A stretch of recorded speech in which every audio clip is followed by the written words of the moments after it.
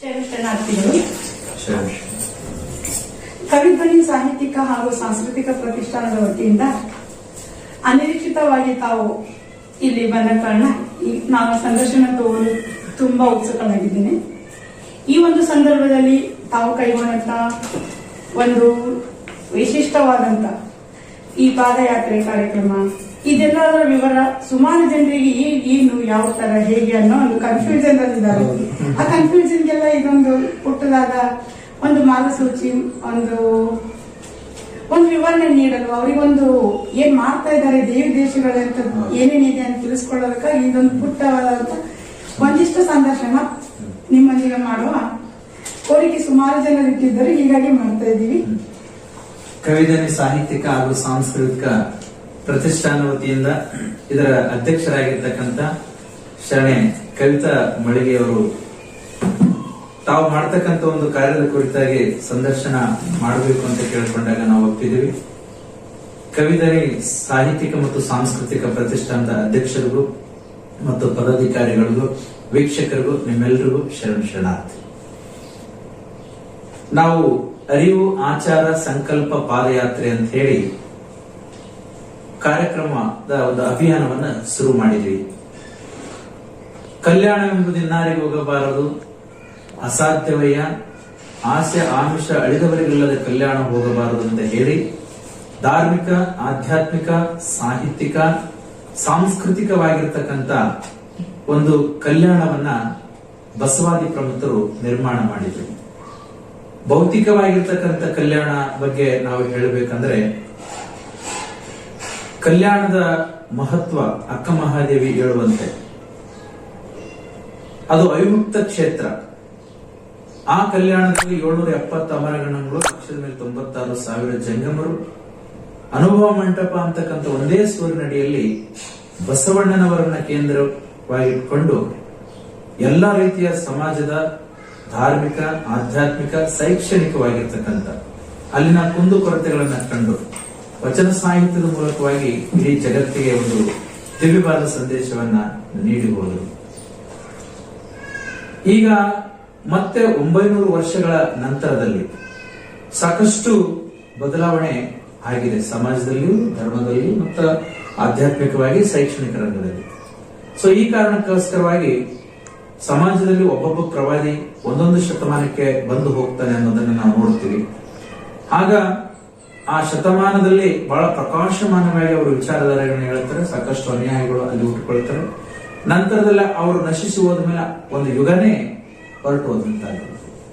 ಅವಾಗ ಮತ್ತೆ ಸಮಾಜದಲ್ಲಿ ಧಾರ್ಮಿಕ ವಿಷಯದಲ್ಲಿ ಮತ್ತು ಆಧ್ಯಾತ್ಮಿಕದಲ್ಲಿ ಸಾಕಷ್ಟು ಶೋಭೆಗಳು, ಅಲ್ಲೋಲ ಕಲ್ಲೋಲಗಳು ಉಂಟಾಗ್ತವೆ. ಸೊ ಈ ಸಂದರ್ಭದಲ್ಲಿ ನಮ್ಮಂತ ಒಂದು ಧಾರ್ಮಿಕ ಜಂಗಮರ ಕರ್ತವ್ಯ ಈ ಸಂದರ್ಭದಲ್ಲಿ ಅದು ಪ್ರಸ್ತುತ ಆಗ್ತದೆ. ಹಾಗಾಗಿ ನಾವು ಈ ಅರಿವು ಆಚಾರ ಸಂಕಲ್ಪ ಪಾದಯಾತ್ರೆ ಅಡಿಯಲ್ಲಿ ದುಶ್ಚಟಗಳ ಭಿಕ್ಷೆ, ಸದ್ಗುಣಗಳ ದೀಕ್ಷೆ. ಸಮಾಜದಲ್ಲಿ ಸ್ವಾಸ್ಥ್ಯ ಕೆಟ್ಟಿದೆ, ಪರಿಸರ ಸಂರಕ್ಷಣೆ ಮಾಡಬೇಕಾಗಿದೆ, ಭ್ರಷ್ಟಾಚಾರ ಮುಕ್ತವಾಗಿರ್ತಕ್ಕಂಥ ಒಂದು ಸಮಾಜವನ್ನು ನಾವು ನೋಡಬೇಕಾಗಿದೆ. ರಾಜಕಾರಣದಲ್ಲಿ ಸಾಕಷ್ಟು ಕ್ಷೋಭೆ ಉಂಟಾಗಿದೆ, ಅರಾಜಕತೆ ಉಂಟಾಗಿದೆ.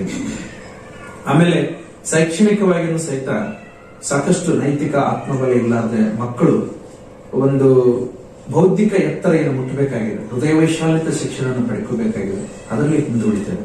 ಈ ಕಾರಣದಿಂದ ನಾವು ಶೈಕ್ಷಣಿಕ, ಸಾಮಾಜಿಕ ಮತ್ತು ರಾಜಕಾರಣ ಇವು 3 ಉದ್ದೇಶದಲ್ಲಿ ಪರಿವರ್ತನೆ ಆಗಬೇಕು ಅಂತ ಹೇಳಿ ನಾವು ಅರಿವಾಚಾರ ಸಂಕಲ್ಪ ಪಾದಯಾತ್ರೆ ಅಭಿಯಾನವನ್ನ ಕಲ್ಯಾಣ ನಾಡಿನಲ್ಲಿ ಪ್ರತಿ ಹಳ್ಳಿಯಲ್ಲಿಯೂ ಸಹಿತ ಹಮ್ಮಿಕೊಂಡಿದ್ದೀವಿ.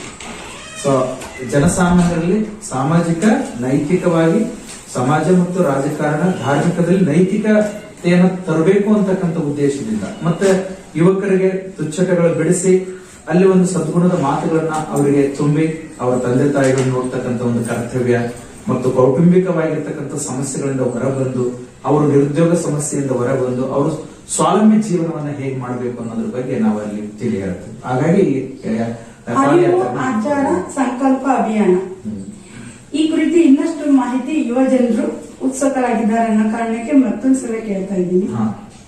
ಇದು ಯಾವ ರೀತಿ ಹಳ್ಳಿಗಳಿಗೂ ಆಮೇಲೆ ಪಟ್ಟಣದಿಂದ ಪಟ್ಟಣದವರೆಗೂ, ಜಿಲ್ಲೆಯಿಂದ ಜಿಲ್ಲೆಯವರೆಗೂ, ಇಡೀ ಕರ್ನಾಟಕದವರೆಗೂ ಹಬ್ಬುತ್ತಾ ಹೇಗೆ? ನಿಜ. ಈಗ ನಾವು ಹಾಸಿಗಿದ್ದಷ್ಟು ಕಾಲು ಚಾಚು ಅನ್ನೋ ಒಂದು ಗಾದೆ ಮಾತಿದೆ. ನಾವು ಕೇವಲ ಇಲ್ಲಿ ಒಂದು ಧಾರ್ಮಿಕ ಅಷ್ಟೇ ಅಲ್ಲ, ಒಂದು ಭಾರತದ ಸಂವಿಧಾನ ನೋಡಿ. ಇವತ್ತು ಜಾತಿ ಅನೇಕ ನಮ್ಮ ಭಾರತ ದೇಶದಲ್ಲಿ ಜಾತಿ ಇದೆ, ಧರ್ಮ ಇದೆ, ಪಂಥಗಳಿದಾವೆ, ಲೋಕ ಕಲ್ಸ್ಗಳಿದಾವೆ. ಈ ಒಂದು ವಿಚಾರದಲ್ಲಿ ಸಾಕಷ್ಟು ಜನ ತಮ್ಮದೇ ಆಗಿರತಕ್ಕಂಥ ಒಂದು ಸಮುದಾಯಕ್ಕೆ ಸಾಕಷ್ಟು ಒತ್ತು ಕೊಡ್ತಾ ಇದ್ದಾರೆ. ನಾವು ಕೇವಲ ಮಾನವೀಯತೆ ತಳಹದಿಯ ಮೇಲೆನೆ ಒಂದು ಸುಸಂಸ್ಕೃತವಾಗಿರ್ತಕ್ಕಂಥ ಒಂದು ಸಮಾಜವನ್ನು ನೋಡಬೇಕು, ಕಟ್ಟಬೇಕು, ಸುಧಾರಿಸಬೇಕು ಅಂತಕ್ಕಂಥ ಉದ್ದೇಶದಿಂದ ನಾವು ಒಂದು ತಾಲೂಕವನ್ನ ಮೊದಲು ಆಯ್ಕೆ ಮಾಡಿಕೊಂಡು ಅದನ್ನ ಒಂದು ಮಾಡರೈಸ್ ಮಾಡಬೇಕಾಗಿದೆ, ಒಂದು ಮಾದರಿಯಾಗಿ ಮಾಡ್ಕೋಬೇಕು. ನಂತರದಲ್ಲಿ ನಾವು ಜಿಲ್ಲೆ ಮತ್ತು ರಾಜ್ಯ ಮಟ್ಟದಲ್ಲಿ ಮಾಡತಕ್ಕಂಥ ಒಂದು ಕೆಲಸಕ್ಕೆ ಪ್ರೇರಣೆ ತಗೋಬೇಕಾಗಿದೆ. ಸೊ ಈ ನಿಟ್ಟಿನಲ್ಲಿ ನಮ್ಮ ಕಾರ್ಯಕ್ರಮದ ಬಗ್ಗೆ ಸವಿಸ್ತಾರವಾಗಿ ನಾವು ತಿಳಿಸ್ಬೇಕಂತಂದ್ರೆ, ಈ ಅರಿವು ಆಚಾರ ಸಂಕಲ್ಪ ಪಾದಯಾತ್ರೆ ನಾವು ಜನವರಿ 27ನೇ ತಾರೀಕು ಅರಿವಿನ ಮನೆಯಲ್ಲಿ ಉದ್ಘಾಟನೆ ಮಾಡಿಕೊಂಡ್ವಿ. ಅಲ್ಲಿ ಸಿದ್ದರಾಮ ಗಲ್ದಾಳ್ ಶರಣರು, ಗನಲಿಂಗ ರುದ್ರಮುನಿ ಸ್ವಾಮಿಗಳು ಮತ್ತು ಅಲ್ಲಿ ಬಸವ ಕಲ್ಯಾಣದ ಅನೇಕ ಪೂಜ್ಯರು ಮತ್ತು ಅನೇಕ ಸಂಘಟನೆಯ ಪ್ರಮುಖರು ನಮಗೆ ಉದ್ಘಾಟನೆ ಮಾಡಿಕೊಟ್ರು. ಅಲ್ಲಿಂದ ಒಂದು 3 ದಿವಸ ಗ್ಯಾಪ್ ಮಾಡಿ ಫೆಬ್ರವರಿ 1ನೇ ತಾರೀಕಿನಿಂದ ನಾವು ಪ್ರಾರಂಭ ಮಾಡಿದ್ವಿ. ಇಲ್ಲಿವರೆಗೆ 29 ದಿನಗಳು ಕಳೆದವು. 15 ಊರುಗಳನ್ನ ಮುಗಿಸಿ ನಾವು ಕಾರ್ಯಕ್ರಮವನ್ನ ಮುಗಿಸಿ ಈಗ 16ನೇ ಊರಿನತ್ತ ಸಾಕ್ತಾ ಇದೀವಿ. ನಾವು ಒಂದು ಊರಿಗೆ ಪ್ರವೇಶ ಮಾಡಿದಾಗ ನಡ್ಕೊಂಡು ಹೋಗ್ತೀವಿ, ಒಂದು ಊರಿಂದ ಒಂದು ಊರಿಗೆ ಪಾದಯಾತ್ರೆ ಮಾಡ್ಕೊಂಡು. ಯಾಕಂದ್ರೆ ಸ್ವಲ್ಪ ನಾವು ಒಂದು ಅಧ್ಯಾಪನ ಆತ್ಮಾವಲೋಕನ ನಾವು ಮಾಡ್ಕೊಳ್ಬೇಕಾಗಿದೆ. ಈಗ ಹತ್ತಿರದಿಂದ ನೋಡ್ಬೇಕು. ಎಷ್ಟೋ ಜನ ಸ್ವಾಮಿಗಳು ಕಾಲು ಬಳಸ್ಕೊಂಡು ಅಥವಾ ಜನ ತಮ್ಮ ಒಂದು ಭಕ್ತರನ್ನು ಕಟ್ಟಿಕೊಂಡು ಒಂದು ಟೀಮ್ ವರ್ಕ್ ಮಾಡ್ಕೊಂಡು ಹೋಗ್ತಾರೆ, ಜನಗಳಿಂದ ಬೆಂಬಲವಾಗಿ ಇರಬೇಕು ಅಂತ ಹೇಳಿ. ಬಟ್ ನಮ್ದು ಆಗಲ್ಲ. ನಾವು ಗಣೇಶ್ ಪಾಟೀಲ್ ಅಂತ ಹೇಳಿ ಒಬ್ರು ಇದ್ದಾರೆ, ಅವರು ಈ ಕಾರ್ಯಕ್ರಮ ಸೇವೆ ಮಾಡಿದ್ರು. ಅವರು ನಾವು ಇಬ್ಬರು ಪಾದಯಾತ್ರೆ ಮಾಡ್ಕೊಂತ ಅದ್ರ ಜೊತೆಗೆ ನಮ್ ಜೊತೆಗೆ ಒಂದು ಗಾಡಿ ಇರ್ತದೆ. ಆ ಗಾಡಿಯಲ್ಲಿ ನಮ್ಮ ಲಗೇಜ್ನೆಲ್ಲ ಶಿಫ್ಟ್ ಮಾಡಿಸಿದ್ವಿ. ಬಟ್ ಆ ಗಾಡಿಯಲ್ಲಿ ನಾವು ಹೋಗೋದಿಲ್ಲ, ಪಾದಯಾತ್ರೆ ಮಾಡ್ಕೊಂಡು ಒಂದು ಊರಿಂದ ಒಂದು ಊರಿಗೆ ಹೋಗಿ 7:30ಯಿಂದ 8:00ವರೆಗೆ ಆ ಊರಿಗೆ ಮುಟ್ತೀವಿ. ಅಲ್ಲಿ ಪ್ರಮುಖರನ್ನೆಲ್ಲ ಭೇಟಿಯಾಗಿ ನಮ್ಮ ಬಂದಿರತಕ್ಕಂಥ ಉದ್ದೇಶದ ಬಗ್ಗೆ ತಿಳಿಸ್ತೀವಿ. ಆಮೇಲೆ ಸ್ಕೂಲಲ್ಲಿ ಪ್ರೈಮರಿ ಅಥವಾ ಪ್ರೌಢಶಾಲೆಯಲ್ಲಿ, ಪ್ರಾಥಮಿಕ ಮತ್ತು ಪ್ರೌಢಶಾಲೆ ಸರ್ಕಾರಿ ಶಾಲೆಗಳಿಗೆ ಹೋಗಿ ಆ ಸರ್ಕಾರಿ ಶಾಲೆಯಲ್ಲಿ ಪರಿಸರ ಸ್ವಚ್ಛತೆಯನ್ನ ಮಾಡಿ ಆ ಮಕ್ಕಳಿಗೆ ಶೈಕ್ಷಣಿಕಗಳನ್ನು ಮೂಡಿಸ್ತೀವಿ. ಒಂದು ವೇಳೆ ಆ ಶಾಲೆಯಲ್ಲಿ ಮಕ್ಕಳು ಇದನ್ನು ಯಾವ ರೀತಿ ಪ್ರತಿಕ್ರಿಯಿಸ್ತಾ ಇದ್ದಾರೆ ಈ ಸಂದರ್ಭದಲ್ಲಿ? ಹೌದು, ಅದೇ ಹೇಳ್ತಾ ಇದ್ದೀನಿ. ನಮ್ದು ಉದ್ದೇಶ ಇಷ್ಟೇ, ಸರ್ಕಾರದ ಕೆಲಸ ದೇವರ ಕೆಲಸ. ಸರ್ಕಾರದ ಕಟ್ಟಡಗಳು ಏನಿದಾವೆ ಅವು ದೇವಸ್ಥಾನಗಳಾಗಿರ್ಬೇಕಾಗಿತ್ತು. ಸೊ ಹಾಗಾಗಿ ಅಲ್ಲಿನ ವ್ಯವಸ್ಥೆ ಹೇಗಿದೆ, ನಮ್ಮ ಒಂದು ಮಕ್ಕಳು ಆ ಶಾಲೆಯಲ್ಲಿ ಕಲಿತಾ ಇದಾವೆ ಅಂತಂದ್ರೆ ಅವರಿಗೆ ಎಲ್ಲಾ ರೀತಿಯ ಸೌಲಭ್ಯಗಳು, ಮೂಲಭೂತ ಸೌಕರ್ಯಗಳು ಇದಾವೋ ಇಲ್ಲೋ ಅನ್ನೋದ್ರ ಬಗ್ಗೆ ನಾವು ನೋಡ್ತೀವಿ. ಯಾಕಂದ್ರೆ ಸಮಾಜ ನನಗೆ ಬೇಕು, ಸರ್ಕಾರ ನೋಡ್ಕೊಳ್ತದೆ ಅಂತಂದ್ರೆ ಸರ್ಕಾರದನ್ನ ಆಳ್ತಕ್ಕಂಥವ್ರು ನಾವು ಚುನಾಯಿಸಿ ಕಳಿಸಿರ್ತಕ್ಕಂಥವ್ರು, ಅವ್ರು ಕೆಲಸ ಮಾಡ್ತಾ ಇದಾರಿಲ್ಲ ಅನ್ನೋದನ್ನ ನಾವು ನೋಡ್ಬೇಕಾಗಿದೆ. ಅದಕ್ಕೆ ನಾವೇ ಜವಾಬ್ದಾರ. ಅದಕ್ಕೆ ಪ್ರಜೆಗಳಿಗೋಸ್ಕರ ಪ್ರಜೆಗಳೇ ಆಳ್ತಕ್ಕಂಥ ಸರ್ಕಾರ ನಮ್ಮ ಸರ್ಕಾರ. ನಮ್ಮ ಸರ್ಕಾರದಲ್ಲಿ ಏನೆಲ್ಲ ಯೋಜನೆಗಳಿದಾವೆ ಅದನ್ನ ಕೇಳಿ ಪಡ್ಕೊಳ್ತಕ್ಕಂಥದ್ದು ನಮ್ಮ ಸಾಂವಿಧಾನಿಕವಾಗಿರ್ತಕ್ಕಂಥ ಹಕ್ಕು, ಕಾನ್ಸ್ಟಿಟ್ಯೂಷನ್ ರೈಟ್. ಹಾಗಾಗಿ ಕರ್ತವ್ಯ. ಸೊ ಹಾಗಾಗಿ ಆ ಶಾಲೆಗೆ ಹೋಗಿ ಆ ಮಕ್ಕಳಿಗೆ ಸರಿಯಾಗಿ ಪಾಠ ಆಗ್ತಾ ಇದೆಯೋ ಇಲ್ಲೋ, ಮಕ್ಕಳ ತಿಳುವಳಿಕೆ ಮಟ್ಟ ಹೇಗಿದೆ, ನೈತಿಕ ಮತ್ತು ಭೌತಿಕವಾಗಿರ್ತಕ್ಕಂಥ ಒಂದು ವಿಚಾರಗಳನ್ನು ಮಕ್ಕಳಿಗೆ ತಿಳಿಸ್ತೀವಿ. ಸಾಧ್ಯ ಆಯ್ತಂದ್ರೆ ಅಲ್ಲೇ ಮಕ್ಕಳಿಗೆ ನಾವು ರಸಪ್ರಶ್ನೆ ಕಾರ್ಯಕ್ರಮವನ್ನು ಮಾಡಿ ಒಂದು 25 ಗ್ರಂಥಗಳನ್ನು ದಾಸೋಹ ರೂಪದಲ್ಲಿ ಅಲ್ಲಿ ಕೊಡ್ತೀವಿ. ಆ ಕಾರ್ಯಕ್ರಮ ಮುಗಿದ ನಂತರದಲ್ಲಿ ರೈತರ ಹೊಲದಲ್ಲಿ ಹೋಗಿ ರೈತರ ಜೊತೆ ಸಮಾಲೋಚನೆ ಮಾಡ್ತೀವಿ. ಯಾಕಂದ್ರೆ ನಮ್ದು ಒಂದು ಕಳಕಳಿ ಇದೆ, ರೈತರು ಆತ್ಮಹತ್ಯೆ ಮಾಡ್ಕೊಳ್ತಾ ಇದ್ದಾರೆ, ರೈತರಿಗೆ ಸಾಕಷ್ಟು ಕೌಟುಂಬಿಕವಾಗಿರ್ತಕ್ಕಂಥ ಸಮಸ್ಯೆಗಳು ಬರ್ತಾ ಇದಾವೆ, ಆರ್ಥಿಕ ಸಮಸ್ಯೆಗಳು ಬಹಳ ಆಗಿದೆ. ಯಾವುದೇ ಆಡಳಿತ ಬಂದರೂ ಸಹಿತ, ಯಾವುದೇ ಪಕ್ಷದ ಆಡಳಿತ ಬಂದರೂ ಸಹಿತ ರೈತರು ಸುಖಿಯಾಗಿಲ್ಲ. ಸೊ ಈ ಕಾರಣಕ್ಕೋಸ್ಕರ ಅವರ ಒಂದು ಏನೇನು ನೋವುಗಳಿದಾವೆ, ಸಂಕಷ್ಟಗಳು, ಅದಕ್ಕೆ ಸ್ಪಂದಿಸ್ತಕ್ಕಂಥದ್ದು. ನಮ್ಮಿಂದ ಏನು ಕೊಡ್ಲಿಕ್ಕಾಗಲ್ಲ, ಆದ್ರೆ ಸ್ವಲ್ಪ ಅವರ ದುಃಖದಲ್ಲಿ ಭಾಗಿಯಾಗಿ ಸಾಂತ್ವನದ ಮಾತು ಹೇಳಿದ್ರೆ ಧೈರ್ಯ ಬರುತ್ತೆ ಅನ್ನೋ ಕಾರಣಕ್ಕೋಸ್ಕರ ರೈತರಿಗೆ ಭೇಟಿ ಆಗ್ತೀವಿ. ಆಮೇಲೆ ಸಾಯಂಕಾಲ 5:00ರಿಂದ 6:00ವರೆಗೆ ಊರಲ್ಲಿ ಪ್ರತಿ ಓಣಿ, ಯಾವುದೇ ಜಾತಿ ಮತ ಪಂಥ ಧರ್ಮ ಅನ್ನಲಾಗಂತೆ ಪ್ರತಿಯೊಂದು ಜಾತಿ ಓಣಿಗಳಲ್ಲಿ ಪ್ರಭಾತ ಫೇರಿ ಮಾಡಿ ಒಂದು ಸಾಯಂಕಾಲದಲ್ಲಿ ಪ್ರಮುಖರು ಎಲ್ಲಿ ಕಾರ್ಯಕ್ರಮ ಆಯೋಜನೆ ಮಾಡಿರ್ತಾರೆ ಅಲ್ಲಿ ನಾವು ಈ ಒಂದು ದುಶ್ಚಟಗಳ ಭಿಕ್ಷೆ ಸದ್ಗುಣಗಳ ದೀಕ್ಷೆ ಒಂದು ವಿಚಾರವನ್ನು ಇಟ್ಕೊಂಡು ಕಾರ್ಯಕ್ರಮ ಮಾಡ್ತೀವಿ. ಇದರಲ್ಲಿ ಮುಖ್ಯವಾಗಿ ಏನಂದ್ರೆ ಶಾಲೆಯಲ್ಲಿ ನನ್ನ ಶಾಲೆ ಸ್ವರ್ಗಕ್ಕಿಂತಲೂ ಮಿಗಿಲು ಅನ್ನೋ ವಿಶೇಷವಾದದ್ದು.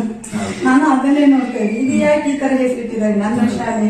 ಹೌದು, ಯಾಕಂದ್ರೆ ನನ್ನ ಶಾಲೆ ಸ್ವರ್ಗಕ್ಕಿಂತಲೂ ಮಿಗಿಲು ಅಂತಂದ್ರೆ, ನಾವು ಸ್ವರ್ಗ ಅಂತಂದ್ರೆ ನಮ್ಮ ಕಲ್ಪನೆಗೆ ಬರೋದು ಸ್ವರ್ಗ ಅಂದ್ರೆ ಮೇಲೆಲ್ಲೋ ಇದೆ ಅಂತ, ಅಥವಾ ಸ್ವರ್ಗ ಅಂದ್ರೆ ದೇವಸ್ಥಾನಗಳೇ ಸ್ವರ್ಗ ಅನ್ನೋದನ್ನ ನಾವು ಸಾಂಪ್ರದಾಯಿಕವಾಗಿ ರೂಢಿಸ್ಕೊಂಡಿದ್ವಿ. ಆದ್ರೆ ನಾನು ಯಾಕೆ ಈ ಒಂದು ಶೀರ್ಷಿಕೆ ಇಟ್ಟಿದ್ದೀನಿ ಅಂದ್ರೆ, ನೋಡಿ, ನಾವು ನಮ್ಮ ಮೊದಲ ಒಂದು ಮನೆ ಮೊದಲ ಶಾಲೆ, ಅಲ್ಲಿ ಗುರುಗಳು ಪಾಠಶಾಲೆ, ಗುರುಗಳು ನಮಗೆ ತಂದೆ ತಾಯಿ, ಅಲ್ಲಿ ಒಂದಿಷ್ಟು ಸಂಸ್ಕಾರವನ್ನು ಕಲಿತೀವಿ. ಆಮೇಲೆ ಇನ್ನೂ ಎತ್ತರಕ್ಕೆ ಹೋಗ್ಬೇಕಾಯ್ತಂದ್ರೆ ಮತ್ತೆ ಶಾಲೆಗೆ ಹೋಗ್ಬೇಕು ನಾವು. ಆ ಒಂದು ಶಾಲೆಯಲ್ಲಿ ಶಿಕ್ಷಕರು ಕಲಿಸಿಕೊಡ್ತಕ್ಕಂಥ ಒಂದು ಬೋಧನೆಯಿಂದ ನಾವು ಶೈಕ್ಷಣಿಕವಾಗಿ ಮುಂದುವರಿತೀವಿ. ಅಲ್ಲಿ ಕಲಿಸ್ತಕ್ಕಂಥ ವಾತಾವರಣ, ಮನೆಯಲ್ಲಿ ಒಂದು ಒಳ್ಳೆ ಪರಿಸರ ಇತ್ತು ಅಂತಂದ್ರೆ, ತಂದೆ ತಾಯಿಗಳು ಚೆನ್ನಾಗಿದ್ರು ಅಂದ್ರೆ ಮಕ್ಕಳು ಚೆನ್ನಾಗಿ ಬೆಳೀತಾರೆ. ಆ ಒಂದು ಪರಿಸರ ನಮ್ಗೇನು ಕೊಡಿಸ್ಬೇಕಾಗಿಲ್ಲ, ಪರಿಸರ ಚೆನ್ನಾಗಿ ಮಾಡಿಕೊಟ್ವಿ ಅಂದ್ರೆ ಮಕ್ಕಳು ತನ್ನಿಂದ ತಾನೇ ಕಲಿತೇವೆ. ಹಾಗೆ ಶಾಲೆಯಲ್ಲಿ ಪರಿಸರ ಶುದ್ಧೀಕರಣ ಇತ್ತು, ಶಿಕ್ಷಕರು ಚೆನ್ನಾಗಿ ಹೇಳಬೇಕು, ಮತ್ತ ಅಲ್ಲಿನ ಹೊರಗಡೆ ಪರಿಸರನೂ ಸಹಿತ ಚೆನ್ನಾಗಿರ್ಬೇಕು. ಹಂಗಿದ್ದಾಗ ಆ ಮಕ್ಕಳಿಗೆ ಓದ್ಬೇಕು ಅಂತಕ್ಕಂಥ ಹಂಬಲ ಬರ್ತದೆ. ಹಾಗಾಗಿ ಸ್ವರ್ಗ ಅನ್ನೋದು ಎಲ್ಲೂ ಇಲ್ಲ, ಶಾಲೆಯಲ್ಲಿ ಇದೆ. ಆ ಸ್ವರ್ಗದ ಬಾಗಿಲ ಒಂದು ದೇವತೆಗಳು ಏನಿದಾರಲ್ಲ, ಅವರು ನಮ್ಮ ಗುರುಗಳೇ ಆಗಿರ್ತಾರೆ. ಅವರ ಮಾತಿನಲ್ಲಿ ನಂಬಿಕೆ ಇಟ್ಟು ಶರಣಾಗತ ಭಾವದಿಂದ, ಶ್ರದ್ಧೆಯಿಂದ, ಶಿಸ್ತಿನಿಂದ ನೀವು ಕೈ ಮುಗಿದು ಒಳಗಡೆ ಹೋಗಿ ನೀವು ಕಲಿತಂದ್ರೆ ನಿಮಗೆ ಆ ಒಂದು ಜ್ಞಾನ ದೇಗುಲ, ನಿಮಗೆ ಒಂದು ಬೌದ್ಧಿಕವಾಗಿರ್ತಕ್ಕಂಥ ಒಂದು ಶಿಕ್ಷಣ, ನೈತಿಕವಾಗಿರ್ತಕ್ಕಂಥ ಶಿಕ್ಷಣವನ್ನು ಕೊಟ್ಟು ನಿಮ್ಮನ್ನು ಅಪ್ಪಿಕೊಂಡು ತಲೆ ಎತ್ತುವಂತೆ ಬದುಕಲಿಕ್ಕೆ ಪ್ರೇರೇಪಿಸ್ತೀವಿ. ಸೊ ಅದನ್ನು ನೀವು ಸ್ವರ್ಗವಾಗಿ ಕಾಣಬೇಕು ಅಂತ ಕಾನ್ಸೆಪ್ಟ್ ನಲ್ಲಿ ನನ್ನ ಶಾಲೆ ಸ್ವರ್ಗಕ್ಕೆ. ಹೌದು, ಇವತ್ತು ತಲೆ ಎತ್ತಿ ಬದುಕಬೇಕು ಅಂತಂದ್ರೆ ಜ್ಞಾನ, ಶಿಕ್ಷಣ ತುಂಬಾ ಅವಶ್ಯಕತೆ. ಅದಿಲ್ಲದೆ ಇದ್ರೆ ಜನಸಾಮಾನ್ಯರು ಬದುಕಬಹುದು, ಆದ್ರೆ ಜಗತ್ತನ್ನ ಅರಿಯಕ್ಕೆ ಕಷ್ಟ ಆಗುತ್ತೆ. ಆಮೇಲೆ ಜನರು ಒಂದು ಇದ್ರಲ್ಲೂ ಶಿಕ್ಷಣ ನಾವು ಪಡೀಲಿಲ್ಲ ಅಂತಂದ್ರೆ ಹೇಳ್ತಾರಲ್ಲ ಸರ್ವಜ್ಞ, ಶಿಕ್ಷಣ ಇಲ್ಲದವರ ಮುಖ ಹದ್ದಿನ, ಆ ಒಂದು ಪರಿಸ್ಥಿತಿ ಬರಲ್ಲ. ಇನ್ನೊಂದು ಏನಾಗಿದೆ ಅಂತಂದ್ರೆ, ಇವತ್ತು ನಮ್ಮ ಶಿಕ್ಷಣದಲ್ಲಿ ಈ ಪಠ್ಯಕ್ರಮದಲ್ಲಿ ಮೂಲ ಒಂದು ಸಾಂಸ್ಕೃತಿಕವಾಗಿರ್ತಕ್ಕಂಥ ಬದುಕಿನ ನಿಯಮ ಏನಿದೆ, ಜೀವನದ ಮೌಲ್ಯಗಳಿಂದವು ಅದನ್ನ ಕಟ್ಟಿಕೊಟ್ಟು ಒಂದು ಸಂಸ್ಕಾರ ಭರಿತವಾಗಿ ಸಾಗಬೇಕು ಅಂತಕ್ಕಂಥ ವಾತಾವರಣ ಅಲ್ಲೆಲ್ಲೂ ಮಕ್ಕಳಿಗೆ ಸಿಗ್ತಾ ಇಲ್ಲ ಅಂತ ಅನಿಸ್ತಾ ಇದೆ. ನಾವೊಂದು ಶಾಲೆಯಲ್ಲಿ ಹೋದಾಗ ನಾವು ಶೈಕ್ಷಣಿಕ ಅರಿವು ಮೂಡಿಸಿದಾಗ, ಅನೇಕ ರೀತಿಯ ವಿಚಾರಗಳನ್ನು ತಿಳಿಸಿದಾಗ ಅಲ್ಲಿನ ಶಾಲೆಯ ಶಿಕ್ಷಕರು ಒಪ್ಪಿಕೊಂಡ್ರು. ನಾವು ಕೇವಲ ಸರ್ಕಾರದ ಆದೇಶದಂತೆ ಪಠ್ಯದಲ್ಲಿರ್ತಕ್ಕಂಥ ವಿಷಯ ವಸ್ತುವನ್ನು ಮಾತ್ರ ಹೇಳ್ತೀವಿ. ಆದ್ರೆ ಈ ರೀತಿಯಾಗಿ ಹಲವಾರು ರೀತಿಯಿಂದ ಉದಾಹರಣೆಗಳನ್ನ ಕೊಟ್ಟು ಸ್ವಲ್ಪ ನೈತಿಕ ಮತ್ತು ಸಂಸ್ಕಾರದ ಹಿತದೃಷ್ಟಿಯಿಂದ ಮಕ್ಕಳಿಗೆ ಬೋಧನೆ ಮಾಡಿದ್ರೆ ಎಲ್ಲೋ ಒಂದ್ ಕಡೆ ಲವಲವಿಕೆಯಿಂದ ಮಕ್ಕಳು ಕಲಿತವೆ ಅನ್ನೋದನ್ನ ಅವರು ಹೇಳಿದರು.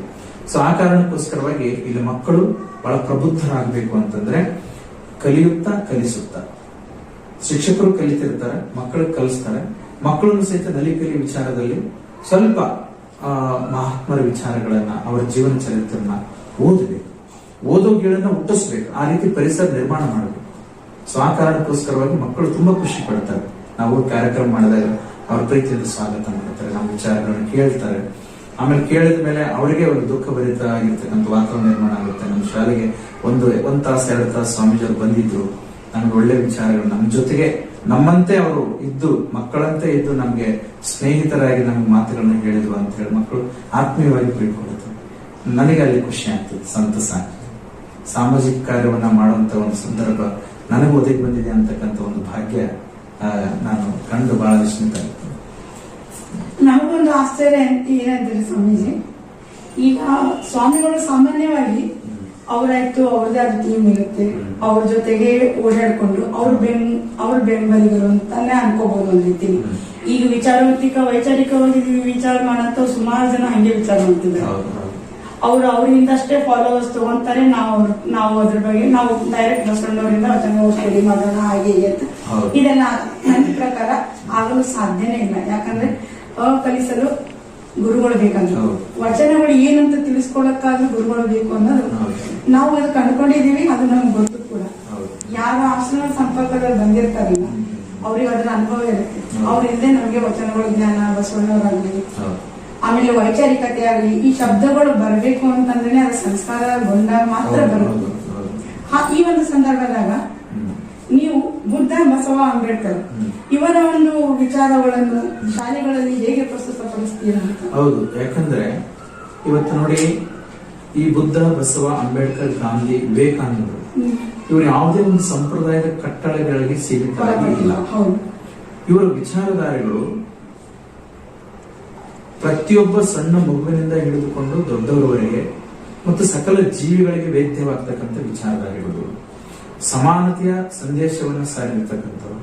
ಅಲ್ಲಿ ಯಾವುದೇ ರೀತಿಯಿಂದ ಶೋಷಣೆಗೆ ಅವಕಾಶ ಇಲ್ಲ. ಇವರ ವಿಚಾರಧಾರೆಗಳು ಬುದ್ಧನ ಶಾಂತಿ ನಮ್ಮೆಲ್ಲರಿಗೂ ಬೇಕು, ಬಸವಣ್ಣವರ ಸಮಾನತೆ ಎಲ್ಲರಿಗೂ ಬೇಕು, ಗಾಂಧೀಜಿಯವರ ಸತ್ಯ ಅಹಿಂಸೆ ಎಲ್ಲರಿಗೂ ಬೇಕು, ಅಂಬೇಡ್ಕರ್ ಅವರ ಸಂವಿಧಾನ ಎಲ್ಲರಿಗೂ ಬೇಕು, ವಿವೇಕಾನಂದ ರಾಷ್ಟ್ರಪ್ರೇಮ ಎಲ್ಲರಿಗೂ ಬೇಕು. ಅದನ್ನೇ ನಾವು ಮಕ್ಕಳಲ್ಲಿ, ಚಿಕ್ಕ ಮಕ್ಕಳಲ್ಲಿ ಬೋಧನೆ ಮಾಡಿದ್ವಿ ಅಂತಂದ್ರೆ ಅವ್ರು ಬಹಳ ಎತ್ತರ ಸ್ಥಾನಕ್ಕೆ ಹೋಗ್ತಾರೆ. ಅದಕ್ಕೆ ಬೆಸ್ಟ್ ಎಕ್ಸಾಂಪಲ್ ಅಂತಂದ್ರೆ ನಾವು ಗಾಂಧೀಜಿಯವರು ಸತ್ಯ ಹರಿಶ್ಚಂದ್ರ ಒಂದು ಪುರಾಣಕ್ಕೆ ಹೋಗಿರ್ತಾರೆ, ತಾಯಿ ಕರ್ಕೊಂಡು ಚಿಕ್ಕವರು ಕರ್ಕೊಂಡು ಹೋದಾಗ ಅಲ್ಲಿ ಪ್ರವಚನವನ್ನ ಕೇಳ್ತಾ ಇರ್ತಾರೆ. ಆಗ ಒಂದು 8 ವರ್ಷದ ಬಾಲಕ ಗಾಂಧಿ, ಅವ್ರದ್ದು ತಾಯಿ ಹಾಗೆ ಕುಳಿತಿರ್ಬೇಕಾದ್ರೆ ಒಂದು ಚೇಳು ಅಲ್ಲಿಂದ ಬರುತ್ತೆ. ಅದನ್ನು ಗಮನಿಸಿರ್ತಕ್ಕಂತ ಆ ತಾಯಿ ಪುತ್ರಳಬಾಯಿ ತನ್ನ ಸೆರಗಿನಿಂದ ಈಗ ತಗೊಂಡು ಹಾಗೆ ಕೂರ್ತಾರೆ. ಅದನ್ನು ಗಮನಿಸಿರ್ತಕ್ಕಂತ 8 ವರ್ಷದ ಗಾಂಧಿ ಅವಾಗ ಅಮ್ಮನ್ನ ನೋಡಿ ಆಶ್ಚರ್ಯಚಕಿತನ ಹೇಗೆ ಕೂಡ್ತಾನೆ. ಪ್ರವಚನ ಎಲ್ಲ ಮುಗಿಯುತ್ತೆ. ಮುಗಿದ್ಮೇಲೆ ಮಗುನ ಕೈ ಹಿಡ್ಕೊಂಡು ಕರ್ಕೊಂಡು ಊರ ಹೊರಗಡೆ ಹೋಗಿ ಅದನ್ನ ಬಿಡುತ್ತಾರೆ. ಅವಾಗ ಗಾಂಧಿ ಕೇಳ್ತಾನೆ, ಅಮ್ಮ ಹಂಗೆ ಮಾಡಿದ ಚೇಳು ಕಚ್ಚಿದ್ರೆ ನಿಮ್ಗೆಲ್ಲ ಇದಾಗ್ತಿರ್ತಿದಿಲ್ಲ, ಮತ್ತ ಹಂಗೆ ಬಿಡ್ಬೇಕಾಗಿತ್ತು, ಯಾಕೆ ಹೀಗೆ ಮಾಡಿದೆ ಅಂತ ಕೇಳ್ತಾನೆ. ಅವಾಗ ಹೇಳ್ತಾಳೆ ತಾಯಿ, ನೋಡಿ ಅವಾಗ ಚಿಕ್ಕ ಮಕ್ಕಳಿಂದ ಕೊಟ್ಟಿರ್ತಕ್ಕಂಥ ಸಂಸ್ಕಾರ, ಯಾವುದೇ ಒಂದು ಜೀವಿಗೆ ನಾವು ಜೀವ ಕೊಡ್ಲಿಕ್ಕೆ ಬರುತ್ತೆ, ಅಂದ್ಮೇಲೆ ನಾವು ಜೀವ ತೆಗಿಲಿಕ್ಕೆ ಹಾಕಿವಿ. ಆಮೇಲೆ ಅದು ಒಂದ್ ವೇಳೆ ಹಾಗೆ ಮುಂದುವರೆದ್ರೆ ಅಂದ್ರೆ ಪಾಪ ಪ್ರವಚನದಲ್ಲಿ ಮಗ್ನರಾಗಿರ್ತಾರೆ, ಅವ್ರಿಗೆ ಕಚ್ಚಿಬಿಟ್ರೆ ಅಲ್ಲೆಲ್ಲ ಗಲಾಟೆ ಆಗ್ಬಿಡ್ತದೆ. ಆಮೇಲೆ ಆ ಒಂದು ಪ್ರವಚನ ಡಿಸ್ಟರ್ಬ್ ಆಗುತ್ತೆ. ಹಾಗಾಗಿ ನಾನೇನ್ ಮಾಡಿದೆ, ಸೆರೆನಲ್ಲಿ ತಗೊಂಡು. ಸೊ ಅವತ್ತು ಗಾಂಧೀಜಿಯವರು ಆ ಒಂದು ತಾಯಿಯಿಂದ ಕಲಿತಿರ್ತಕ್ಕಂಥ ಅಹಿಂಸೆ, ಸತ್ಯದ ಪಾಠ ಇವತ್ತು ನಮ್ಮ ದೇಶಕ್ಕೆ ಸ್ವತಂತ್ರ ತಂದುಕೊಡಲಿ ಪ್ರಮುಖ ಪ್ರೇರಣೆ. ಸೊ ಹೀಗಾಗಿ ಮಕ್ಕಳಲ್ಲಿ ಅಷ್ಟೊಂದು ಅಹಿಂಸೆಯ ಆ ಒಂದು ಸಂದರ್ಭ, ಘಟನೆ ಅವ್ರಿಗೆ ಪ್ರೇರಣೆ. ಸೊ ಅದೇ ಮಕ್ಕಳಲ್ಲಿ ನಾವು ನೈತಿಕವಾಗಿರ್ತಕ್ಕಂಥ ಸಂಸ್ಕಾರ ಅದು ಚಿಕ್ಕ ಮಕ್ಕಳಿಂದ ರೂಢಿಸಬೇಕಾಗಿದೆ. ಸೊ ಈ ಕಾರಣಕ್ಕೋಸ್ಕರವಾಗಿ ಶಾಲೆ ಒಳಗಡೆ ಕಡ್ಡಾಯವಾಗಿ ನೈತಿಕ ಮತ್ತು ಬೌದ್ಧಿಕ ಹೃದಯ ಹರಳತಕ್ಕಂಥ ಒಂದು ಶಿಕ್ಷಣ ಇವತ್ತು ಬೇಕಾಗಿದೆ. ಆ ಕೆಲಸ ನಾವು ಇವಾಗ ಮಾಡ್ಕೊಂಡು ಬರ್ತೀವಿ. 100 ವರ್ಷದ ಬುದ್ಧಿ 100 ವರ್ಷದವರೆಗೆ ಇರುತ್ತೆ ಅನ್ನೋ ಕಾರಣಕ್ಕೆ ಈ ಒಂದು ಸ್ಟೇಜ್ ಅಲ್ಲಿ ಇದ್ದಾಗನೆ ಮಕ್ಕಳಿಗೆ ಇದ್ರ ಅರಿವು, ಆಚಾರ ಕೊಡಬೇಕು ಅಂತ. ಆ ಕಾರಣಕ್ಕೋಸ್ಕರ ಮಹಾತ್ಮರ ಜೀವನ ಚರಿತ್ರೆ ಮತ್ತು ಅವ್ರು ಕೊಟ್ಟಿರ್ತಕ್ಕಂಥ ಸಂದೇಶಗಳು ಚಿಕ್ಕ ಮಕ್ಕಳಿಂದಲೇ ಮಕ್ಕಳಿಗೆ ಕಥೆ ರೂಪದಲ್ಲಿ ನಾವು ಹೇಳ್ಬಿಟ್ರೆ ಅವ್ರ ಸಾಧನೆ. ಯಾಕಂದ್ರೆ ಇವತ್ತಿನ ಮೊಬೈಲ್ ಜಗತ್ತು, ಇವತ್ತಿನ ಟಿವಿ ಜಗತ್ತಿನಲ್ಲಿ ಮಹಾತ್ಮರ ಬಗ್ಗೆ ಚಿಂತನೆ ಇಲ್ಲ ಮಕ್ಕಳಿಗೆ, ಅವರು ಇದರಂತೂ ಸಹಿತ ಕಲ್ಪನೆ ಇಲ್ಲ. ಸೊ ಇಂಥ ಒಂದು ಸಂದರ್ಭದಲ್ಲಿ ಮಹಾತ್ಮರ ವಿಚಾರಧಾರೆಗಳು ಮರೆ ಆಗ್ತದೆ. ಸೊ ಈ ಕಾರಣಕ್ಕೋಸ್ಕರ ನಮ್ಮ ಅರಿವು ಆಚಾರ ಸಂಕಲ್ಪ ಅಭಿಯಾನದಲ್ಲಿ ಮಹಾತ್ಮರ ಜೀವನ ಸಂದೇಶಗಳು ಚಿಕ್ಕ ಮಕ್ಕಳಿಗೆ ನಾವು ತುಂಬಬೇಕು ಅಂತಕ್ಕಂಥ ಉದ್ದೇಶದಿಂದ ಶಾಲೆ ಒಳಗಡೆ ನಾವು ಈ ಕಾರ್ಯಕ್ರಮ ಮಾಡ್ತೇವೆ. ತುಂಬಾ ಅಭಿನಂದನಾರ್ಹ ಪ್ರಯತ್ನ ಇದು.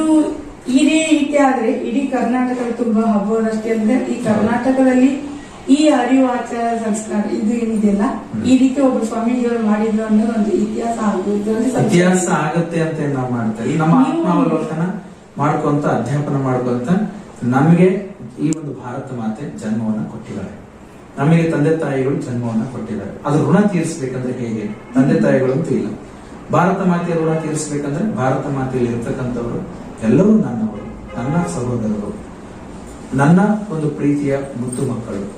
ಅವರಿಗೆ ನಾನು ತಿಳ್ಕೊಂಡಿರ್ತಕ್ಕಂಥ ಒಂದು ಜ್ಞಾನವನ್ನ ಹಂಚಿಬಿಟ್ರು. ಯಾಕಂದ್ರೆ ನಾವು ಪಡ್ಕೊಂಡಿರ್ತಕ್ಕಂಥ ಜ್ಞಾನ ಅದು ಹಾಗೆ ಇಟ್ಕೊಂಡ್ಬಿಟ್ರೆ ಕೊಳತೋಗುತ್ತೆ. ಸೊ ಹಾಗಾಗಿ ಮಲಿನ ಆಗುತ್ತೆ. ಜಂಗಮ ಹರಿಯುವ ನೀರಾಗಬೇಕು. ಸಮಾಜ ಕಾರ್ಯಕರ್ತ ಹರಿಯುವ ನದಿಯಂತೆ ಅವನು ಸಂಚರಿಸ್ತಾ ಹೋಗಿ ಹೇಗೆ ಆ ಒಂದು ಸುತ್ತಮುತ್ತ ಹೊಲಗದ್ದೆಯನ್ನ ಅದು ಹಸಿರನ್ನು ಉಳಿಸಿ, ನೀರನ್ನು ಉಳಿಸಿ ಹಸಿರು ಮಾಡಿ ತನ್ನ ಸಮುದ್ರಕ್ಕೆ ಹೇಗೆ ಸೇರಿಸ್ತದೋ ಹಾಗೆ ಜಂಗಮನ ಕರ್ತವ್ಯವನ್ನು ಸಹಿತ ಸಮಾಜಮುಖಿಯಾಗಿ ಸೇವೆಯನ್ನು ಮಾಡತಕ್ಕಂಥ ಜಂಗಮನು ಸಹಿತ ತಾನು ಗಳಿಸಿಕೊಂಡಿರ್ತಕ್ಕಂಥ ಒಂದು ಜ್ಞಾನವನ್ನ ಮತ್ತೆ ಸಮಾಜಕ್ಕೆ ಅರ್ಪಣೆ ಮಾಡಿದರೆ ಮಾತ್ರ ಅಲ್ಲಿ ಪರಮಾತ್ಮ ಅಂತಕ್ಕಂಥ ಸಮುದ್ರವನ್ನ ಸೇರಿ ಶಾಂತವಾಗಲಿಕ್ಕೆ ಸಾಧ್ಯ. ಸೊ ಆ ಕರ್ತವ್ಯ ನಾವು ಮಾಡ್ತಿದೀವಿ ಅಂತಕ್ಕಂಥ ಅಭಿಮಾನ ಇದೆ ಹೊರತಾಗಿ ಇತಿಹಾಸವನ್ನು ಸೃಷ್ಟಿ ಮಾಡಬೇಕು ಅನ್ನೋದೇನು ಇರಾದೆ ಅಲ್ಲ. ಒಂದು ಹೊಸತನ, ಒಂದು ಮಾದರಿ ಅಂತಂದ್ರೂ ಆಗುತ್ತಲ್ಲ, ಬೇರೆಯವರು ಕೂಡ ಅನುಸರಿಸ್ತಾರೆ ಅಂತ ಒಂದು ತಾವು ಹಾಗೆ ಅಭಿಮಾನವನ್ನು ವ್ಯಕ್ತಪಡಿಸ್ತಾ ಇದ್ದಾರೆ. ಆಮೇಲೆ ಸಾಕಷ್ಟು ಐಷಾರಾಮಿ ಜೀವನ ನಡೆಸುತ್ತಿರುವ ಧಾರ್ಮಿಕ ಗುರುಗಳಿಗಿಂತಲೂ ನೀವು ವಿಭಿನ್ನವಾಗಿ ಕಾಣಿಸ್ತಾ ಇದ್ದೀರಾ. ಇವಾಗ ಸದ್ಯಕ್ಕೆ ನಾವು ನೋಡ್ತಾ ಇದ್ದೀವಿ, ನಾವೆಲ್ಲ ಯೂಟ್ಯೂಬ್ ಅಲ್ಲಿ ನೋಡ್ತಾ ಇದ್ದೀವಿ. ನನಗೆ ಅದೇ ನೋವಾಗುತ್ತೆ. ಈಗ ಹಿಂದೆ ಬುದ್ಧನ ಜೀವನ ಮಾಡಿದ, ಬಸವಣ್ಣವರ ಜೀವನ ಮಾಡಿದ. ಬುದ್ಧ ತಾನು 12 ವರ್ಷಗಳ ಕಾಲ ಅನುಷ್ಠಾನ ಮಾಡಿ ಜ್ಞಾನ ಸಾಕ್ಷಾತ್ಕಾರ ಹೊಂದಿದ ಮೇಲೆ ಒಂದು ದಿವಸನೂ ಬಿಡಲಾರದಂತೆ ತನ್ನ ಒಂದು ತಿಳಿದಿರತಕ್ಕಂಥ ಒಂದು ಜ್ಞಾನ, ತಾನು ಕಂಡುಕೊಂಡಿರ್ತಕ್ಕಂಥ ಅನುಭವವನ್ನು ಸಮಾಜಕ್ಕೆ ನಿಸ್ವಾರ್ಥದಿಂದ ಬಿತ್ತಿ ಕೊನೆಯವರೆಗೂ ಸಹಿತ ಅದೇ ಪ್ರವಚನದಲ್ಲಿ ಮಗ್ನರಾಗಿ ಸೇವೆ ಮಾಡಿ ಅವರು ನಿರ್ವಾಣ ಸ್ಥಿತಿಗೆ ಹೋಗ್ತಾರೆ. ಬಸವಣ್ಣವ್ರನ್ನು ಸಹಿತ ಅವರು ಸ್ವತಃ ಪ್ರಧಾನಿಗಳಾದ್ರೂ ಸಹಿತ ದೀನರ ಮನೆಗೆ, ಪಾಮರರ ಮನೆಗೆ, ವೇಶ್ಯರ ಮನೆಗೆ ಹೋಗಿ ಪರಿವರ್ತನೆ ಮಾಡಿ ಅವರು ಹೃದಯ ಪರಿವರ್ತನೆ ಮಾಡಿಕೊಂಡು ಬಾಳೊಂದು ವರ ಬದುಕೊಂದು ಕಲೆ. ಹಾಗಾಗಿ ಇಂಥ ಒಂದು ಬದುಕನ್ನ ನಾವು ಸಾರ್ಥಕ ಮಾಡ್ಕೋಬೇಕು ಅಂತ ಹೇಳಿ ಅವ್ರು ನಿರಂತರವಾಗಿ ಸಂಚಾರ ಮಾಡಿ ಪ್ರಚಾರವನ್ನು ಮಾಡಿದ್ರು. ಹಾಗೆ ನಾವು ಇತಿಹಾಸದಲ್ಲಿ ಅನೇಕ ಮಹಾತ್ಮರನ್ನು ನೋಡ್ತೀವಿ. ಗಾಂಧೀಜಿಯವರು ಹಾಗೆ ನೋಡಿ, ಅವರು ಗಾಂಧೀಜಿಯವರ ಐಷಾರಾಮಿ ಜೀವನ ಮಾಡಿ ಅವ್ರ ದೇಶಕ್ಕಾಗಿ ಕೇವಲ ಒಂದು ತುಂಡು ಬಟ್ಟೆಯನ್ನು ಅಷ್ಟೇ ಉಟ್ಕೊಂಡು. ಅಂಬೇಡ್ಕರ್ ಅವರು ಕೊನೆ ಉಸಿರಿರುವವರೆಗೂ ಸಹಿತ ಅಧ್ಯಯನ, ಓದು, ಆ ಒಂದು ಜ್ಞಾನವನ್ನ ಪಡೆದುಕೊಂಡು ಇವತ್ತು ನಮ್ಮ ದೇಶಕ್ಕೆ ಸಂವಿಧಾನವನ್ನ ಎಷ್ಟೇ ಕಷ್ಟ ಆದ್ರೂ ಸಹಿತ. ಹಾಗೆ ವಿವೇಕಾನಂದರು ಸನ್ಯಾಸಿಯಾಗಿ ಚರಜಂಗಮರಾಗಿ ದೇಶ ಪರ್ಯಟನೆ ಮಾಡಿದ್ರು, ವಿಶ್ವವನ್ನು ಪರಿವರ್ತನೆ ಮಾಡಿದ್ರು. ಇಡೀ ನಮ್ಮ ಭಾರತೀಯ ಸಂಸ್ಕೃತಿ ಸೊ ಹಾಗಾಗಿ ನಮ್ಮಂತ ಸ್ವಾಮಿಗಳ ಕರ್ತವ್ಯ ಏನಂದ್ರೆ ಐಷಾರಾಮಿ ಜೀವನ ಮಾಡಲಿಕ್ಕೆ ನಾವು ಹೊಂದಿಲ್ಲ. ನಿರಂತರವಾಗಿ ನಾವು ಈ ಒಂದು ಕಾರ್ಯದಲ್ಲಿ ಸಮಾಜಮುಖಿಯಾಗಿರ್ತಕ್ಕಂಥ ಕಾರ್ಯದಲ್ಲಿ ತೋರಿಸ್ಕೋಬೇಕು. ಅವಾಗ ನಮ್ಮ ಒಂದು ದೇವರು ನಮಗೆ ಮೆಚ್ಚಿಸ್ತಾನೆ. ಇಲ್ಲಾಂದ್ರೆ ಅದು ಪಾಪಮಯವಾಗಿರ್ತಕ್ಕಂಥ ಕೆಲಸ. ಇಂದ ರಾಜ ಮಹಾರಾಜರಾಗಿದ್ದರು, ನೀವು ರಾಜ ಮಹಾರಾಜರಲ್ಲ. ಐಶ್ವರ್ಯ ಅಂಧಕಾರದಲ್ಲಿ ನೀವು ಗುರಿಗೆ ಹೋಗ್ಲಿಕ್ಕೆ ನಾವು ಯಾವುದೋ ಒಂದು ಸತ್ಸಂಕಲ್ಪನ ಇಟ್ಕೊಂಡು ಬಂದಿದ್ವಿ. ಕ್ಷೇತ್ರ ಕಾವ್ಯ ಅಂದ್ರೆ ತ್ಯಾಗ, ಶಾಂತಿಯ ಸಂಖ್ಯೆ. ಹಾಗಾಗಿ ನಾವು ತ್ಯಾಗ ಮಾಡಿದ್ರೆ ನಮ್ಮ ಒಂದು ತ್ಯಾಗ ಸಮಾಜಕ್ಕೆ ಸಮರ್ಪಕವಾಗಿ ಮುಟ್ಟಿಸಬೇಕು ಅನ್ನೋ ಒಂದು ಕಾರಣದಿಂದ ನಾವು ಐಷಾರಾಮಿ ಜೀವನ ಮಾಡಲಾರಂತೆ ಬುದ್ಧನ ಜೀವನ ಮಾಡಬೇಕು, ಬಸವಣ್ಣನ ಜೀವನ ಮಾಡಬೇಕು, ಗಾಂಧೀಜಿ ಜೀವನ ಮಾಡಬೇಕು, ಅಂಬೇಡ್ಕರ್ ಜೀವನ ಮಾಡಬೇಕು, ವಿವೇಕಾನಂದರ ಜೀವನ ಮಾಡಬೇಕು. ಅನೇಕ ಮಹಾತ್ಮರು ಇವತ್ತು ದೇಶಕ್ಕಾಗಿ ಮಾಡಿದವರಿದ್ದಾರೆ, ಧರ್ಮಕ್ಕಾಗಿ ಮಾಡಿದವರು. ಅಂತವ್ರೆಲ್ಲ ಪ್ರೇರಣೆ ತಗೊಂಡು ನಾವು ಸಾಗಬೇಕು. ಇಲ್ಲಾಂದ್ರೆ ಅಪರಾಧ ಭಾವನೆ ನಮ್ಮಲ್ಲಿ ಕಾಣ್ತದೆ. ಈ ಒಂದು ಸಂದರ್ಭದಲ್ಲಿ ಪರಮ ಪೂಜ್ಯ ಮಾತಾಜಿಯವರ ಒಬ್ಬ ಆತ್ಮೀಯ ವಲಯದಲ್ಲಿ ನೀವು ಕೂಡ ಅವರ ಆದರ್ಶಗಳು ಹೇಗೆ ನಿಮ್ಗೆ ಸಪೋರ್ಟ್ ಮಾಡ್ತಾರೆ? ಮಾತೆ ಮಹಾದೇವಿ ತಾಯಿಯವರು ನಿಜಕ್ಕೂ ಸಹಿತ ಧಾರ್ಮಿಕ ಮತ್ತು ಆಧ್ಯಾತ್ಮಿಕ ಬಸವ ಧರ್ಮ ಕಂಡಿರ್ತಕ್ಕಂಥ ಅಪರೂಪದಲ್ಲಿ ಅಪರೂಪದ ಒಂದು ಮಹಿಳಾ ಜಗತ್ತು, ಅನರ್ಘ್ಯ ರತ್ನವೇ ಅವರು. ಸೊ ಅವರು ಬಸವಣ್ಣನವರಂತೆ ಬಹುಮುಖ ವ್ಯಕ್ತಿತ್ವವನ್ನ ಅವರು ಹೊಂದಿದವರು. ನೋಡಿ, ಅವರು ಸಾಹಿತ್ಯಕಾರರಾಗಿದ್ರು, ಮತ್ತೆ ಹಾಡುಗಾರರಾಗಿದ್ರು, ಸಂಘಟನಾಕಾರರಾಗಿದ್ರು. ಆಮೇಲೆ ಬಸವಣ್ಣನವರ ವಿಚಾರಗಳನ್ನ ದೇಶ ವಿದೇಶದಲ್ಲೇ ಹರಡತಕ್ಕಂಥ ಒಂದು ಬಹುದೊಡ್ಡ ಧರ್ಮ ಪ್ರಸಾರಕರು ಅವರಾಗಿದ್ರು. ಶಿಕ್ಷಣ ಪ್ರೇಮಿಯಾಗಿದ್ರು, ಕನ್ನಡ ಪ್ರೇಮಿಗಳಾಗಿದ್ರು. ಎಲ್ಲಕ್ಕಿಂತ ಮೇಲೆ ರಾಷ್ಟ್ರ ಪ್ರೇಮ ಅವರಲ್ಲಿ. ಸೊ ಹಾಗಾಗಿ ಅವರಿಂದ ನಾನು ಪ್ರೇರಣೆ ಪಡ್ಕೊಂಡ್ರೆ ಸಾಹಿತ್ಯಿಕವಾಗಿ ಅವರು ಬರೀತಕ್ಕಂಥ ಒಂದು ಸಾಹಿತ್ಯ ನನ್ನ ಮೇಲೆ ತುಂಬಾ ಅಗಾಧವಾಗಿರ್ತಕ್ಕಂಥ ಒಂದು ಪ್ರಭಾವ ಇದೆ. ಸೊ ಆ ಕಾರಣದಿಂದ ಇವತ್ತು ಒಂದೆರಡು ಕೃತಿಗಳನ್ನ ಬರ್ಲಿಕ್ಕೆ ಪ್ರೇರಣೆ ಆಯ್ತು. ಅದು ತಮಗೂ ಸಹಿತ ಪ್ರೇರಣೆ ಆಗಿದೆ. ತಾವು ಇವತ್ತು ಲಿಂಗಾನಂದ ಮಹಾಸ್ವಾಮೀಜಿಯವರು ಅಂತ ಹೇಳಿ ಅವರು ಹಳ್ಳಿಗೆ ಏಕರಾತ್ರಿ, ಪಟ್ಟಣಕ್ಕೆ ಪಂಚರಾತ್ರಿ ಅಂತ ಪ್ರಚಾರ ಮಾಡಿದ್ರು. ಅವರ ಕೃತಿಯನ್ನು ನೀವು ಜಂಗಮ ಜ್ಯೋತಿ ಅಂತ ಕಾದಂಬರಿ ಮುಖಾಂತರವಾಗಿ ಬರೆದಿರಿ. ಅದು ನಿಮಗೆ ಪ್ರೇರಣೆ. ನಾನು ಲಿಂಗಾನಂದ ಸ್ವಾಮೀಜಿಯವರಿಂದ ಒಂದು ಪ್ರೇರಣೆ ಅಂದ್ರೆ ಹಳ್ಳಿಗೆ ಏಕರಾತ್ರಿ. ನಾವೀಗ ಅರಿವಾಚಾರ ಸಂಕಲ್ಪ ಯಾತ್ರೆಯಲ್ಲಿ ಆ ಊರಲ್ಲೇ ಹೋಗಿ ಉಳ್ಕೊಳ್ತೀವಿ ನಾವು. ಅಲ್ಲಿ ಗುಡಿ ಇದ್ರೆ ಗುಡಿ, ಮಸೀದಿ ಇದ್ರೆ ಮಸೀದಿ, ಯಾರ ಮನೆಯಲ್ಲಿ ಕರೆದ್ರೆ ಮನೆಯಲ್ಲಿ. ಸೊ ಈ ತರ ಹಳ್ಳಿಗೆ ಏಕರಾತ್ರಿಯಲ್ಲಿ ಉಳ್ಕೊಂಡು ಅಂದ್ರೆ ನಾವ್ ಏನು ಅನ್ನೋದು ಗೊತ್ತಾಗಬೇಕು. ಸೊ ಈ ಕಾರಣದಿಂದ ಲಿಂಗಾನಂದ ಸ್ವಾಮೀಜಿಯವರ ಒಂದು ಸತ್ಸಂಕಲ್ಪದ ಆ ಒಂದು ಯೋಜನೆಯನ್ನು ಸಹಿತ ಇಟ್ಕೊಂಡು ನಾವು ಸಾಗಿದ್ದೀವಿ. ಹಾಗಾಗಿ ಈ ನಿಟ್ಟಿನಲ್ಲಿ ಹೆಚ್ಚು ನನಗೆ ಪ್ರಭಾವ ಬೀರಿದ ಮಾಧ್ಯಮ. ಅಂದ್ರೆ ಅಪ್ಪಾಜಿಯವರ ಒಂದು ಆ ಒಂದು ಆಗಿನ ಟೈಮಲ್ಲಿ ಮೊಬೈಲ್ಗಳು ಇರಲಿಲ್ಲ, ಆಮೇಲೆ ಜನರೆಲ್ಲ ಇರಲಿಲ್ಲ, ಏನೋ ವೆಹಿಕಲ್ ವ್ಯವಸ್ಥೆ ಇರಲಿಲ್ಲ. ಅಂತ ಸಂದರ್ಭದಲ್ಲಿ ಪಾದಯಾತ್ರೆ ಮಾಡ್ಕೊಂಡು ಬಂದಿದ್ರು. ಪುಸ್ತಕವನ್ನ ತಲೆ ಮೇಲೆ ಹೊತ್ತು ಪ್ರಚಾರ ಮಾಡಿರ್ತಕ್ಕಂಥ ಆ ಅನುಭವ ನಾನು ಪಡ್ಕೋಬೇಕು, ಆ ಶರಣರ ಅನುಭವ ನಾವು ಪಡ್ಕೋಬೇಕು. ಅದು ಹೇಗಿರುತ್ತೆ ಅನ್ನೋದನ್ನ ನಾವು ಅದೊಂದು ತರಲಿಲ್ಲ. ಅದೊಂದು ಹೊಸ ಪ್ರಯೋಗ. ಅದಕ್ಕೆ ನಾವು ಹೊಸ ಪ್ರಯೋಗಕ್ಕೆ ನಾವು ಒಡ್ಡಬೇಕು. ಇಲ್ಲ, ಹೊಸ ಆಮೇಲೆ ಆ ಒಂದು ಸಂದರ್ಭದಲ್ಲಿ ಜನರು ಹೇಗೆ ಪ್ರತಿಕ್ರಿಯೆ ಕೊಟ್ಟಿದ್ರು ಹಾಗೆ ಇವಾಗ ನಾವು ನೋಡ್ತಾ ಇದ್ವಿ. ನಿಮಗೂ ಕೂಡ ಅದೇ ತರ ಸಹಾಯ, ಪ್ರೋತ್ಸಾಹ, ಸಮಾಜ ಉತ್ತಮ ಪ್ರತಿಕ್ರಿಯೆ ಕೊಡ್ತಾ ಇದೆ. ನಾವು ನೋಡ್ತಾ ಇದ್ವಿ ಪ್ರತಿ ಸಲ. ಇಲ್ಲ, ನಾವು ನೋಡಿ ಇದಕ್ಕೊಂದು ಉದಾಹರಣೆ ಏನಂದ್ರೆ ಪ್ರತಿಧ್ವನಿ. ಸಮಾಜ ಅಂದ್ರೆ ಒಂದು ಪ್ರತಿಧ್ವನಿ. ನಾವು ಅಯ್ಯ ಅಂದ್ರೆ ಅಯ್ಯ, ಅಪ್ಪ ಅಂದ್ರೆ ಅಪ್ಪ, ಏ ಅಂತಂದ್ರೆ ಹಾಗೆ ಅದು ನಾವು ಪ್ರೀತಿ ಕೊಟ್ಟರೆ ಪ್ರೀತಿ, ದ್ವೇಷ ಕೊಟ್ಟರೆ ದ್ವೇಷ, ಶಾಂತಿ ಅಂದ್ರೆ ಶಾಂತಿ. ಸೊ ಹಾಗಾಗಿ ನಾವು ಮಾನವೀಯ ಕಳಕಳಿಯಿಂದ ನಾವು ಅವಮಾನಕ್ಕೂ ಒಳಗಾಗಲಾರದೆ, ಅಪಮಾನಕ್ಕೂ ಒಳಗಾಗಲಾರದೆ, ಎಲ್ಲವನ್ನು ತೊರೆದು ನಿಸ್ವಾರ್ಥ ತಾಳ್ಮೆ ಸಹನೆಯಿಂದ ಹೊರಟು ಬಿಟ್ರೆ ಸಮಾಜ ಅದೇ ರೀತಿ ಸ್ವೀಕಾರ ಮಾಡಿ. ಈಗ ನಿಮ್ಮ ಒಂದು ಸಂಪರ್ಕದಲ್ಲಿ ಬಂದಂತ ಸಾಹಿತಿಗಳು ಈಗ ಬೀದರ್ ವಲಯದಲ್ಲಿ ಸನ್ಮಾನ್ಯ ವಾಲ್ರೆಡ್ಡಿ ಅವರಾಗ್ಲಿ, ದೇಶಪಾಂಡೆ ಅವರು, ಇವರೆಲ್ಲ ಜ್ಞಾನ ಪ್ರಸಾರಕ್ಕಾಗಿ ತಮ್ಮ ತಮ್ಮ ಕೃತಿಗಳನ್ನು ಕೊಡ್ತಾ ಇದ್ದಾರೆ, ಸುಮಾರು ಜನರು ಕೊಟ್ಟಿದ್ದಾರೆ. ಈ ಒಂದು ಯೋಜನೆ ಹೇಗ್ ಬಂತು ನಿಮ್ಗೆ? ಈ ತರ ಯೋಚನೆ ಹೇಗ್ ಬಂತು? ನಾವು ಗಣೇಶ್ ಪಾಟೀಲ್ ಅವರು ಹೀಗೆ ಕುಳಿತುಕೊಂಡು ವಿಚಾರ ಮಾಡ್ತಾ ಇದ್ವಿ. ನಾವೇನೇ ಮಾಡಿದ್ರು ರಾತ್ರಿ ಡಿಸ್ಕಸ್ ಮಾಡ್ತೀವಿ, ಏನ್ ಮಾಡೋಣ, ಹೊಸತನ ಇರಬೇಕು. ಯಾಕಂದ್ರೆ ಎಲ್ಲರೂ ಮಾಡಿದ್ದೇ ಮಾಡ್ಬಾರ್ದು, ನಾವೇನಾದ್ರೂ ಹೊಸತನ ಮಾಡೋಣ, ಬೇಗ ಸಮಾಜಕ್ಕೆ ತಲುಪಿಸೋಣ ವಿಚಾರಗಳನ್ನು. ಹಾಗೆ ಉಟ್ಕೊಂಡಿದ್ದು ಇದು. ನಾವು ಹೆಂಗೋ ಸೋಮವಾರದಿಂದ ಶುಕ್ರವಾರದವರೆಗೆ ಪ್ರಚಾರ ಮಾಡ್ತೀವಿ, ಸ್ಕೂಲಲ್ಲಿ ಹೋಗ್ತೀವಿ, ಆ ಸ್ಕೂಲಲ್ಲಿ ಹೋಗಿ ಕಾರ್ಯಕ್ರಮ ಮಾಡ್ತೀವಿ. ನಾವು ಕಾರ್ಯಕ್ರಮ ಮಾಡಿ ಬಂದಿದ್ದು ಒಂದು ದಿವಸ ಮಾತ್ರ, ಆಮೇಲೆ ಮರೆತು ಬಿಡುತ್ತೆ. ಇದಕ್ಕೆ ಶಾಶ್ವತ ನೆನಪಿರುವಂತ ಕಾರ್ಯ ಮಾಡಬೇಕು, ಏನ್ ಮಾಡೋದು ಅಂತ. ಆಗ ಯೋಚನೆ ಬಂದಿದ್ದು ನಾವು ಸ್ಕೂಲಲ್ಲಿ ಒಂದು 25 ಗ್ರಂಥಗಳು ಮಕ್ಕಳು ಓದ್ತಕ್ಕಂಥ ಒಂದು ಗ್ರಂಥ ಕೊಡಬೇಕು. ಆಗ ಹೇಗೆ ಕಲೆಕ್ಟ್ ಮಾಡೋದು, ಅವನ್ನ ಎಲ್ಲಿಂದ ತಗೊಂಡು ಬರೋದು, ಯಾರಾದ್ರೂ ಡೊನೇಟ್ ಮಾಡಿದ ದುಡ್ಡು ತಗೊಂಡು ಖರೀದಿ ಮಾಡದ, ಹಾಗಾದ್ರೆ ಮತ್ತೆ ಎಲ್ಲೋ ಒಂದು ಕಡೆ ಇವರು ದುಡ್ಡಿಗಾಗಿ ಮಾಡ್ತಾರೆ ಅನ್ನೋ ಒಂದು ಅಪವಾದ ಬರಬಾರದು ಕಾರಣದಿಂದ ನಾವು ಇಲ್ಲಿ ಎಲ್ಲೂ ದುಡ್ಡನ್ನ ಮುನ್ನೆಲೆಗೆ ತಗೊಂಡ್ ಬರ್ತೀವಿ, ಯಾರಿಂದಲೂ ದುಡ್ಡು ತಗೊಳ್ತಾ ಇಲ್ಲ.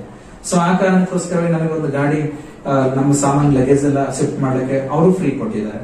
ಮೈಕ್ ಅನ್ನು ಸಹಿತ ಒಬ್ರು ಮಾನೆ ಅಂತ ಹೇಳಿ ತಿಳ್ಕೊಂಡಿದ್ದು, ಸುಧಾಕರ್ ಮಾನೆ ಅಂತ ಹೇಳಿ ಸೊಲ್ಲಾಪುರ, ಅವರು ಫ್ರೀ ಕೊಟ್ಟಿದ್ದಾರೆ.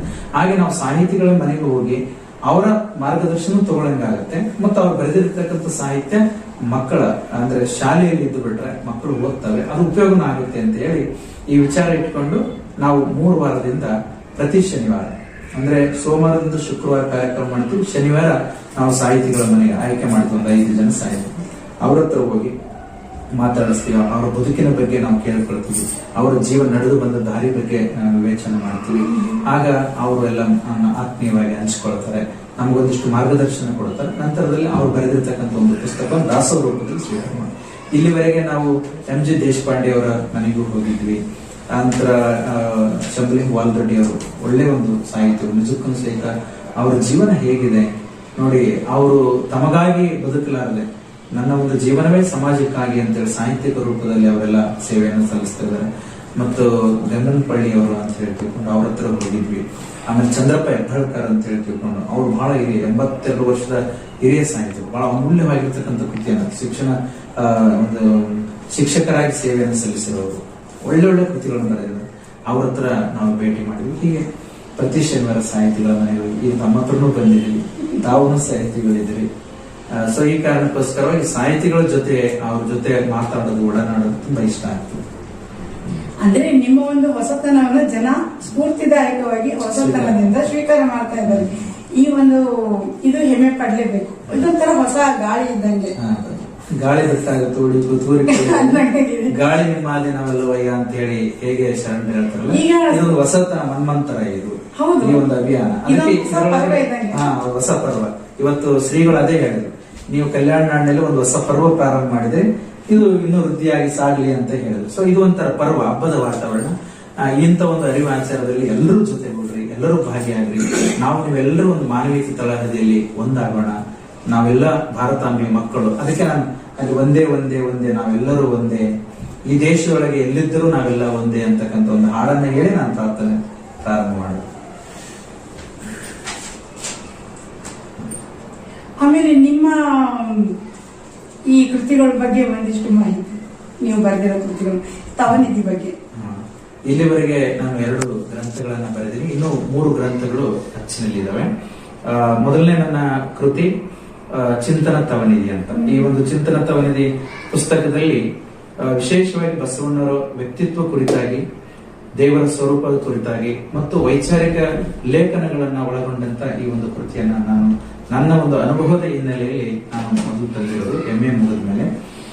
ನಂತರದಲ್ಲಿ 2ನೇ ಕೃತಿ ನಾನು ಸುಮಾರು 2000ಕ್ಕೂ ಹೆಚ್ಚು ಮದುವೆಗಳನ್ನು ಮಾಡಿಸಿದ್ದೀನಿ. ಅಲ್ಲಿ ಮದುವೆ ಆದ 1 ವರ್ಷ 2 ವರ್ಷಕ್ಕೆ ಡೈವರ್ಸ್ ಆದ ಅಂತ ಬಂದ್ಬಿಡ್ತದೆ, ಏನೋ ಕಾರಣ ಅವರ ಒಂದು ಮನೆ ಕುಟುಂಬದಲ್ಲಿ. ಸೊ ಇದು ಎಲ್ಲ ಸಮಾಜದಲ್ಲಿ ನಡೀತಾ ಇದೆ.